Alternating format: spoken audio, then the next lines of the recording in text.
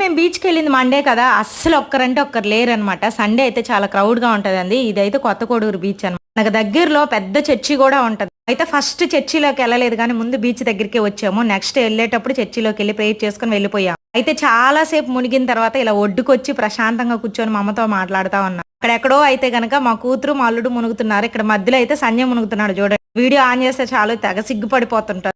ఏందో వీడియోలో పెళ్లి చూపులు జరిగినట్లు ఫీల్ అయిపోతుంటారనమాట మనోళ్ళు. నిజం చెప్తున్నా అబ్బా! ఎప్పుడోకప్పుడు లైఫ్‌లో ఒక్కసారైనా ఇలా వెళ్తూ ఉండాలనమాట. కనీసం 6 నెలలకు ఒకసారి. ఆ ఫ్యామిలీని మొత్తం తీసుకెళ్ళలేదు పిల్లలనైతే. చాలా మంది అడుగుతున్నారు పిల్లల్ని తీసుకెళ్లారా అనేసి. పిల్లలు వెళ్తే ఎంతసేపు గమ్ముగా ఉంటారండి. వీడియోలు మొత్తం మా పిల్లలే కనిపిస్తారు. ఓన్లీ పెద్దవాళ్ళం వరకే వెళ్ళాము. పిల్లల్నైతే స్కూల్‌కి పంపించి వెళ్ళాననమాట. ఇంచుమించు అయితే ఇంకా 3 ఇయర్స్ దాకా మా విన్ను వాళ్ళు దుబాయ్ నుంచి రారు. అందుకని వాళ్ళ కోసంగా పిలిచారనమాట. ఇదిగోండి మా అమ్మని తీసుకొచ్చింది ఇందుకే బుడ్డి పాపను పట్టుకొని గొడిగేసుకొని అని చక్కగా కూర్చుని చూడండి. ఎప్పుడైనా సరే పెద్దవాళ్ళు ఒక మాట చెప్తారు. సముద్రానికి వెళ్ళిన తర్వాత కాళ్ళు కూడా తడవకుండా రాకుండా ఉండకూడదంట. సో అలా అందరూ అయితే కాళ్ళు తడుపుకొని రావాలంట. ఎందుకో తెలీదు. వీడియో నచ్చితే లైక్